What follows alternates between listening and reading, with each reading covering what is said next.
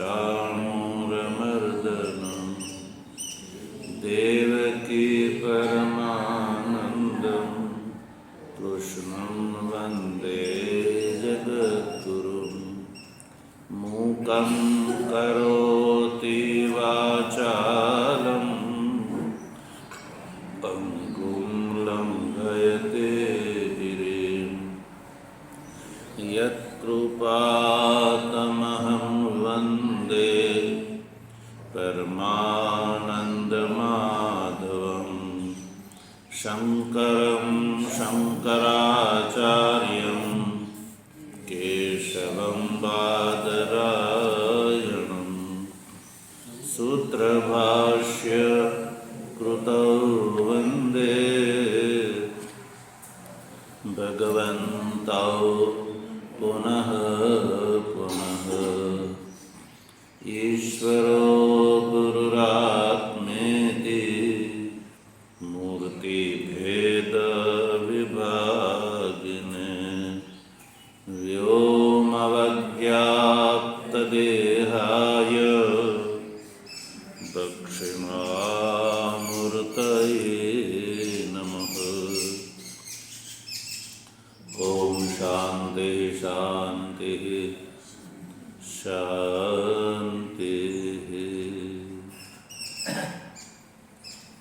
तत्वजिज्ञासु सज्जनो, ભગવાનની પરમાનુકંપાથી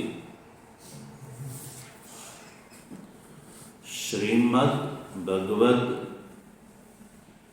ગીતાનો શાંકર ભાષ્ય સહિત વિચાર કરી રહ્યા છીએ। વિચાર ક્રમમાં સાંખ્યયોગ નામના બીજા અધ્યાયના 18મા શ્લોકનો વિચાર ચાલે છે।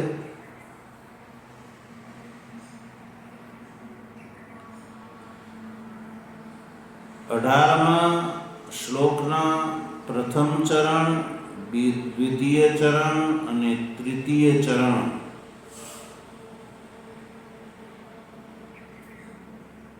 નો અર્થ ભાષ્ય દ્વારા આપણે જાણી ચૂક્યા। શ્લોકનું પ્રથમ ચરણ છે અંતવંત ઇમે દેહાહ। એ શ્લોકનું પ્રથમ ચરણ છે। નિત્યસ્યોક્તાઃ શરીરિણઃ એ શ્લોકનું બીજું ચરણ છે। અનાશીનો અપ્રમેયસ્ય એ શ્લોકનું ત્રીજું ચરણ છે।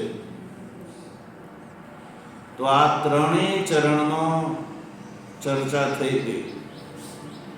ભાષ્યકારે એનો જે અર્થ કર્યો છે એ આપણે સમજી ચૂક્યા।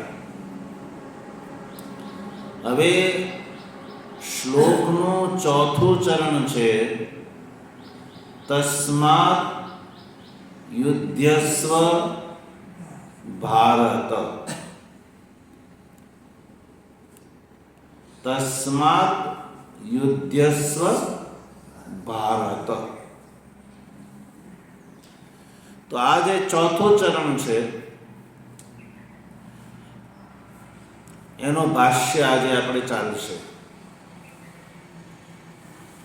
તો ચોથા ચરણનું ભાષ્ય શરૂ થાય છે। જુઓ, તમારી પુસ્તકમાં 39મા પાના ઉપર સૌથી નીચે પેરેગ્રાફ છે, એ પંક્તિ છે, એનું આપણે ઉચ્ચારણ કરીશું।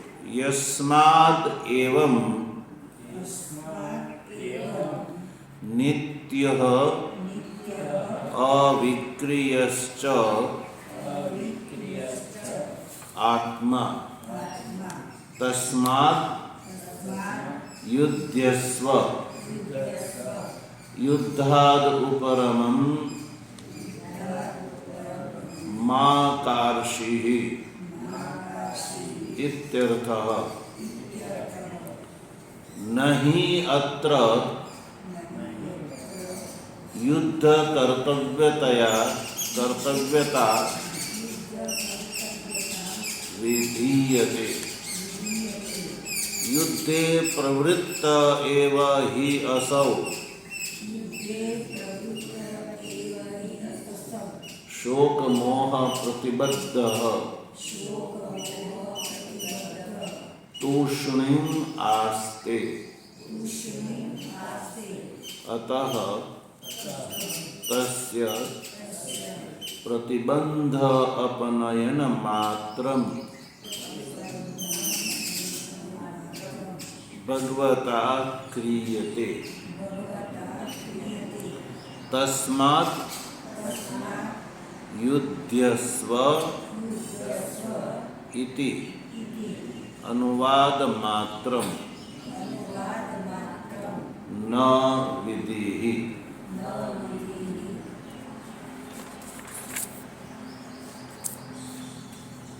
તસ્માદ યુદ્ધસ્વ ભારત એ પંક્તિ છે, એમાં તસ્માદ પદનો અર્થ બતાવે છે યસ્માદ એવમ ઇત્યાદિથી. યસ્માદ એવમ જે પંક્તિનો આપણે ઉચ્ચારણ કર્યું ને એનું હવે અર્થઘટન કરીશું. પંક્તિ શું છે? યસ્માદ એવમ. તે શ્લોકમાં તસ્માદનો અર્થ છે. તસ્માદ શબ્દનો અર્થ થાય છે એટલા માટે. એટલા માટે. તો પ્રશ્ન ઊભો થાય કે કેટલા માટે? તો 3 ચરણમાં ભગવાન જે વાત કહી ચૂક્યા છે એ વાતને પ્રસ્તુત કરી અને ભગવાન અર્જુનને કહે છે કે યસ્માદ એવં નિત્યો અવિક્રિયઃ ચ આત્મા તસ્માદ યુધ્યસ્વ. યસ્માદ એટલે કેમ કે, જે કારણથી આત્મા નિત્ય છે, અવિક્રિય ચ અવિક્રિય છે આ આત્મા, તસ્માદ યુધ્યસ્વ. ભગવાન શ્રી કૃષ્ણ અર્જુનને કહે છે કે હે અર્જુન, જે કારણે આ આત્મા નિત્ય છે અને અવિક્રિય છે, તસ્માદ મને એટલા માટે યુધ્યસ્વ એટલે કે હે અર્જુન તું યુદ્ધ કર. યુદ્ધ કર. તો પ્રથમ આ જે 18મા શ્લોકમાં જે ભગવાને કહ્યું અંતવંત ઇમે દેહા નિત્યસ્યોક્તા શરીરિણઃ અનાશિનો અપ્રમેયસ્ય, એ વાક્યમાં ભગવાન શ્રી કૃષ્ણએ આત્માના માટે 2 વાત કહી કે આત્મા નિત્ય છે અને આત્મા અવિક્રિય છે. જ્યારે શરીર અનિત્ય છે અને વિક્રિય છે, શરીર અનિત્ય છે અને વિક્રિય છે, આત્મા નિત્ય છે અને અવિક્રિય છે. સમજાણું? દેહ અનિત્ય છે, દેહ કેવો છે, અને આત્મા નિત્ય છે. બીજું વિશેષણ, દેહ વિક્રિય છે અને આત્મા અવિક્રિય છે. બસ આ 2 વાત ભગવાને આ શ્લોકના પ્રથમ 3 ચરણમાં બતાવી. એટલા માટે કહે છે કે અર્જુન, આત્મા નિત્ય છે અને અવિક્રિય છે, એટલે તું યુદ્ધ કર, તારે ડરવાની જરૂર શા માટે ડરવાની જરૂર નથી? આત્મા નિત્ય છે અને અવિક્રિય છે. નિત્ય છે એટલે એનો નાશ સંભવ નથી, અવિક્રિય છે એટલે એમાં વિકૃતિ સંભવ નથી. અહીંયા એ પ્રશ્ન ઉભો થાય કે ભગવાન શ્રી કૃષ્ણએ તો 18મા શ્લોકના પ્રથમ 3 ચરણમાં આત્માને માટે નિત્ય, અનાશી, અપ્રમેય એવા શબ્દોના પ્રયોગ કર્યા છે. આત્મા નિત્ય છે, અનાશી છે અને અપ્રમેય છે. તો પછી ભાષ્યકાર નિત્ય અને અવિક્રિય એવા બે જ વિશેષણ તસ્માદ એ પદના વ્યાખ્યાનમાં કેમ વાપરે છે? તો જે નિત્ય શબ્દ પ્રયોગ છે ને, એનાથી નિત્ય અને અનાશી આ બે શબ્દનો અર્થ છે નિત્ય. શ્લોકમાં અનાશિનઃ અને નિત્યસ્ય એ જે બે શબ્દનો અર્થ છે કે આત્મા નિત્ય છે.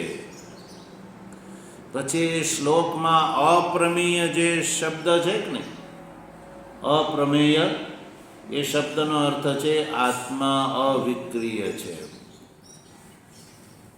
તો ટોટલ એ થયો કે આત્મા નિત્ય છે અને આત્મા અવિક્રિય છે. તસ્માદ મને એટલા માટે હે અર્જુન તું યુદ્ધ કર, એ અભિપ્રાય છે. તસ્માદ યુદ્ધસ્વ, એટલા માટે હે અર્જુન તું યુદ્ધ કર. આત્મા અપ્રમેય છે ને એટલે અવિક્રિય છે. અપ્રમેય છે એટલે આત્મા અવિક્રિય છે. શ્લોકમાં આત્મા માટે કેવા શબ્દ પ્રયોગ કર્યો? અપ્રમેય. આત્મા અપ્રમેય છે અને અપ્રમેય છે એટલે આત્મા અવિક્રિય છે. સજ્જનો, સંસારમાં જેટલા પદાર્થો છે આત્માથી અતિરિક્ત એ બધા પ્રમેય છે. કેવા છે? પ્રમેય છે એટલે પ્રમાણથી જેને માપી શકાય એને કહેવામાં આવે પ્રમેય. પ્રમાણથી જેને માપી શકાય, પ્રમાણનો જે વિષય હોય એને કહેવામાં આવે પ્રમેય. પછી પ્રમેયનો જે વિષય હોય એને કહેવામાં આવે પ્રમેય. અપ્રમેય, પ્રમેય સંસારમાં જેટલા પદાર્થો છે એ બધા કેવા છે? પ્રમેય છે. ઘટપટ મઠ વગેરે બધા પ્રમેય છે.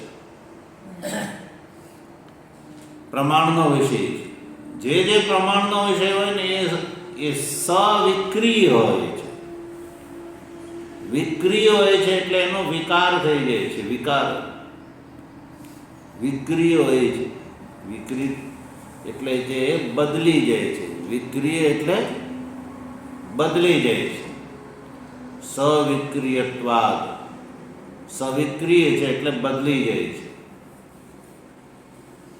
આત્મા અપ્રમેય છે. બે છે ભાઈ, બે છે. કેમ કે ભાઈ અવિક્રિય છે.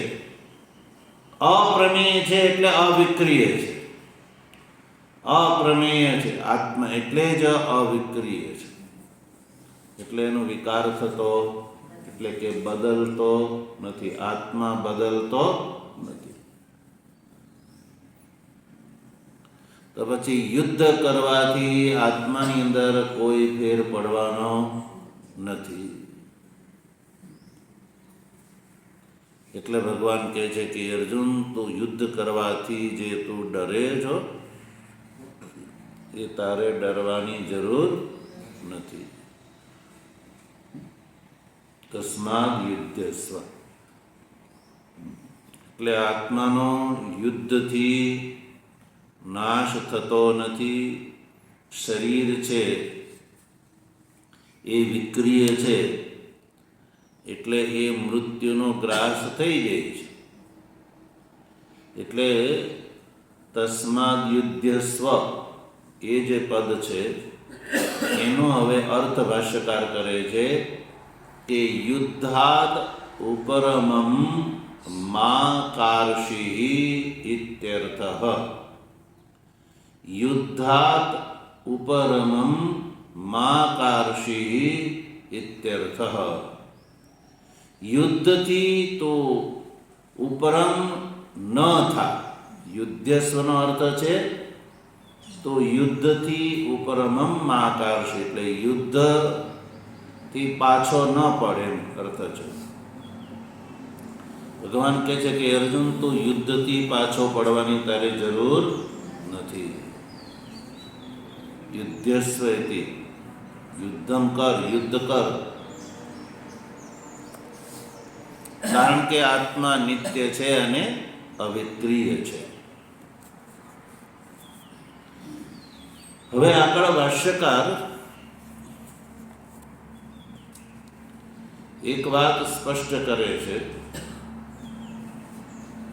યુદ્ધાદ ઉપરમમ મા કાર્ષિ ઇતિ એ અનુવાદ માત્ર છે, વિધિ નથી.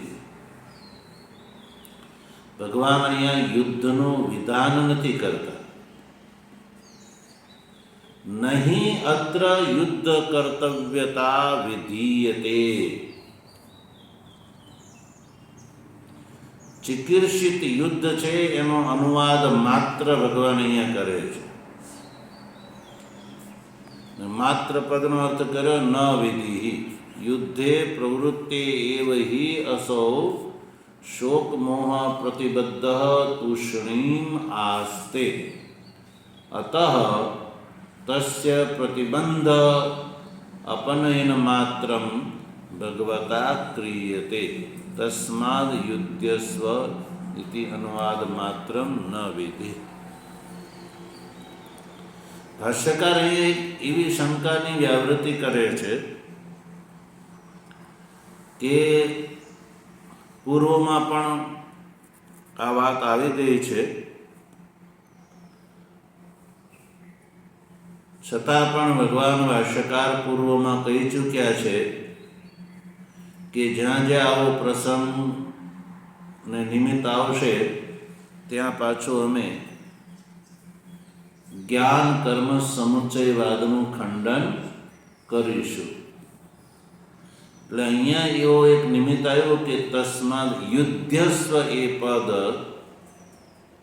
જોઈ અને ભગવાન ભાષ્યકારના પૂર્વે એક વૃત્તિકાર થયા. એ વૃત્તિકારે આ ગીતાનો અર્થ જ્ઞાન અને કર્મના સમુચ્ચયથી મોક્ષ થાય છે એવો અર્થ કર્યો છે. શેનાથી? જ્ઞાન અને કર્મના સમુચ્ચય. એટલે તસ્માદ યુદ્ધસ્વ પદ જોઈને જ્ઞાન કર્મ સમુચ્ચયવાદી જે વૃત્તિકાર છે એ વૃત્તિકાર અહીંયા એવું ગ્રહણ કરીને ચાલે છે કે ભગવાને આત્મતત્વનું સ્વરૂપે બતાવ્યું અને સાથે સાથે યુદ્ધસ્વ, યુદ્ધ કર એવું પણ કહ્યું. એટલે જ્ઞાન સાથે સાથે કર્મ પણ મોક્ષ માટે આવશ્યક છે એવો અર્થ ભગવાનના વચનમાં સમજી ન બેસે. એટલા માટે ભાષ્યકાર કહે છે કે આ યુદ્ધસ્વ એ વિધિ નથી. વિધિ એટલે યુદ્ધ કરવાનું વિધાન. જ્ઞાન થયા પછી કર્મનું વિધાન એવું કોઈ ન સમજી લે. જ્ઞાન કર્મ સમુચ્ચયવાદી એટલે ભગવાન શ્રી કૃષ્ણનું યુદ્ધસ્વ એ પદનો અભિપ્રાય ભાષ્યકારે સ્પષ્ટ કર્યો કે નહીં અત્ર યુદ્ધ કર્તવ્યતા વિધીયતે. યુદ્ધ કર્તવ્યતાનું ભગવાન અહીંયા વિધાન કરતા નથી, પણ અનુવાદ માત્ર કરે છે. અર્જુન જે છે સ્વતઃ યુદ્ધમાં પ્રવૃત્ત થયેલો હતો, પણ યુદ્ધથી વિરત થવાના કારણે ભગવાન શ્રી કૃષ્ણએ આત્મતત્વનું પારમાર્થિક સ્વરૂપ અર્જુનને એટલા માટે બતાવ્યું કે અર્જુન શોક અને મોહથી ગ્રસ્ત હતો. તો શોક અને મોહનું અપનયન જે છે એ માત્ર આત્મજ્ઞાનથી સંભવ છે. એટલે ભગવાન શ્રી કૃષ્ણએ શોક અને મોહની વ્યાવૃત્તિ કરી કે ભાઈ આત્મા નિત્ય છે, આત્મા અવિક્રિય છે. એટલે તો યુદ્ધથી જો આ આત્મા અનિત્ય અને વિક્રિય માની અને મૃત્યુનો ગ્રાસ બની જશે એ દ્રષ્ટિથી જો તું યુદ્ધથી ભાગતો હો તો એ તારે ભાગવાની જરૂર નથી. કારણ કે આત્મા નિત્ય છે અને આત્મા અવિક્રિય છે. એટલે હે અર્જુન, તું યુદ્ધમાં પ્રવૃત્ત થયો જ હતો, એટલે પાછો તું યુદ્ધ તારું ચાલુ રાખ. તારે યુદ્ધથી દૂર જવાની જરૂર નથી. યુદ્ધે પ્રવૃત્ત એવ હિ અસૌ. અર્જુન છે એ યુદ્ધની અંદર પહેલેથી પ્રવૃત્ત જ છે. પ્રવૃત્ત એવ હિ અસૌ યુદ્ધ કર્તવ્યતા વિધીયતે. નહીં યુદ્ધ કર્તવ્યતા વિધીયતે. યુદ્ધની અંદર પ્રવૃત્ત જ છે અર્જુન. બસ ભગવાન અર્જુનને કહે છે કે તું પ્રવૃત્ત થયો છો તો પછી તારી પ્રવૃત્તિ યુદ્ધની ચાલુ રાખ. યુદ્ધથી તારે ઉપરામ થવાની જરૂર નથી.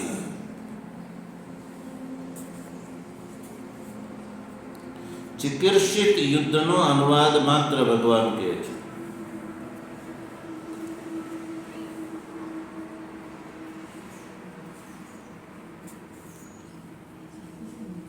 યુદ્ધે પ્રવૃત્ત એવ હિ અસૌ શોક મોહ પ્રતિબદ્ધ તૂષણીમ આસ્તે.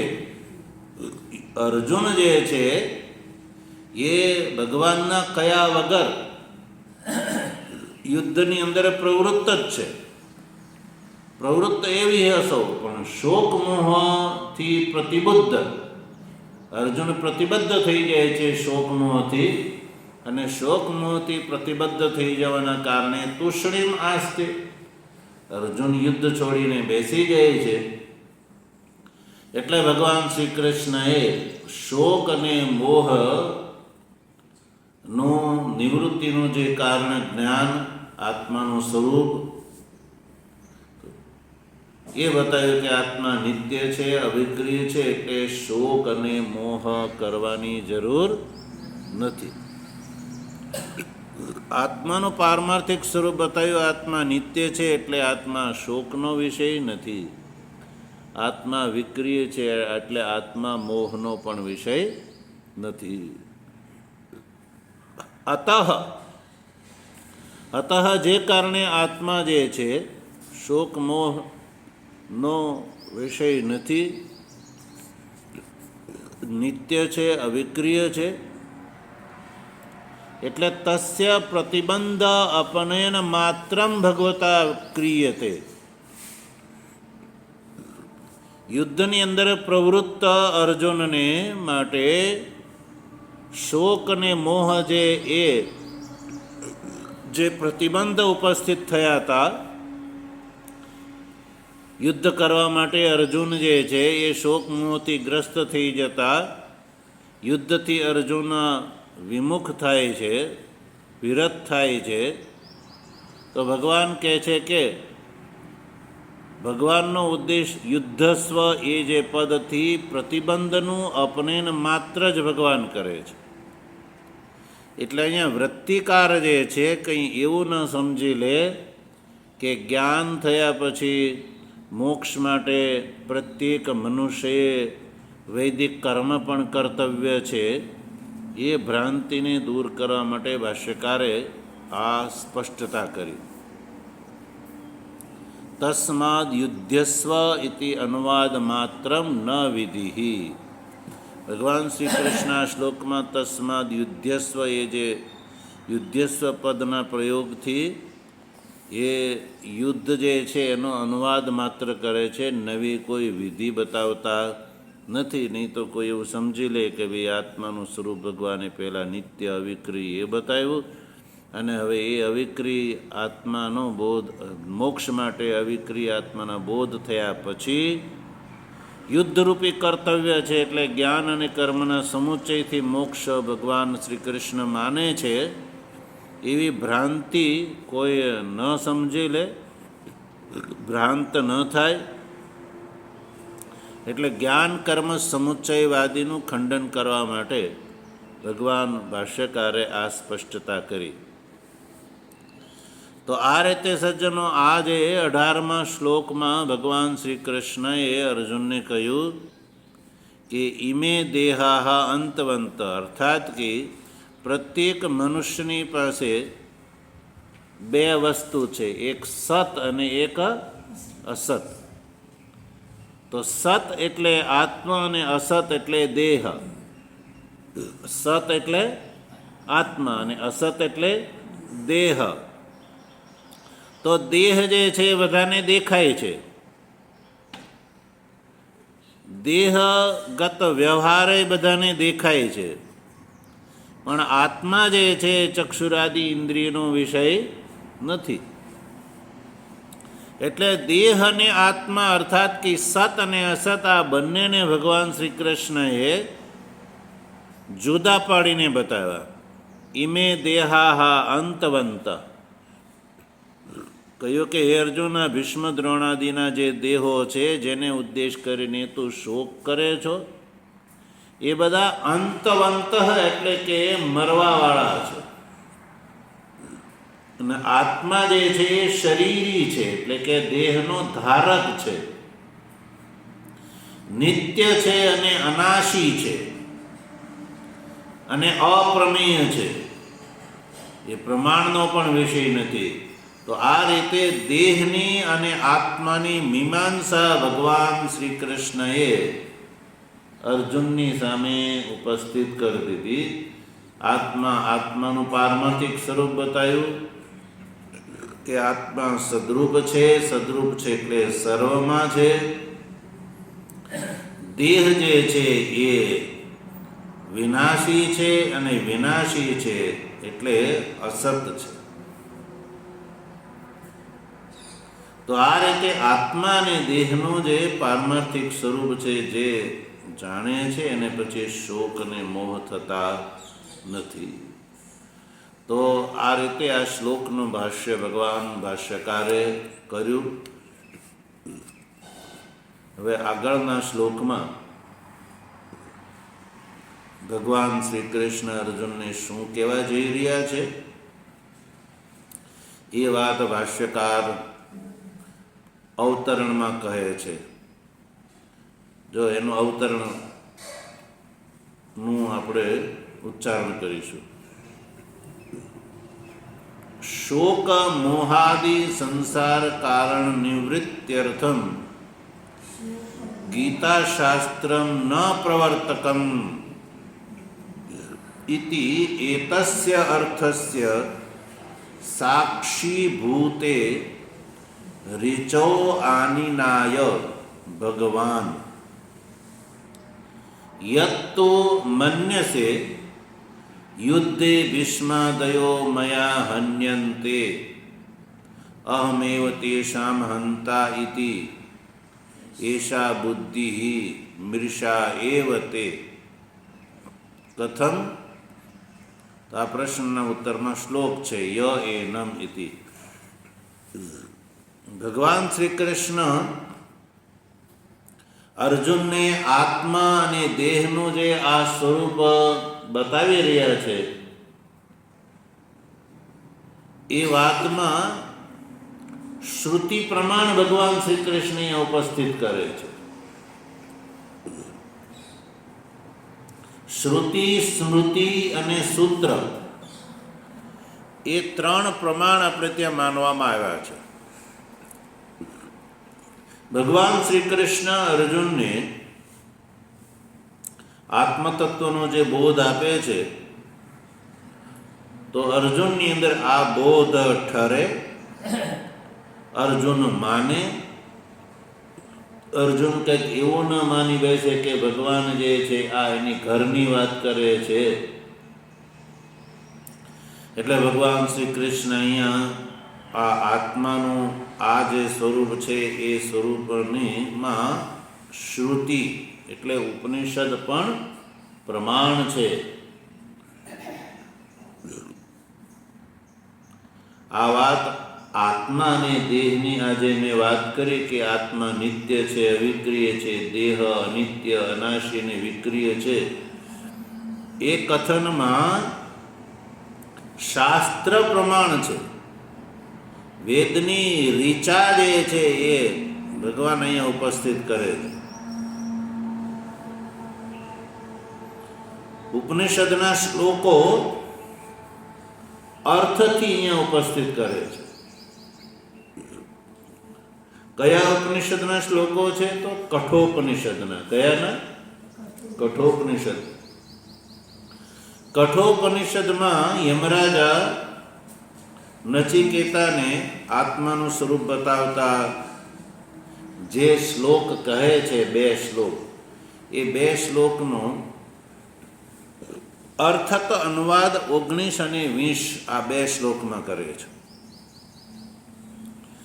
એટલે ભગવાન શ્રી કૃષ્ણ જે છે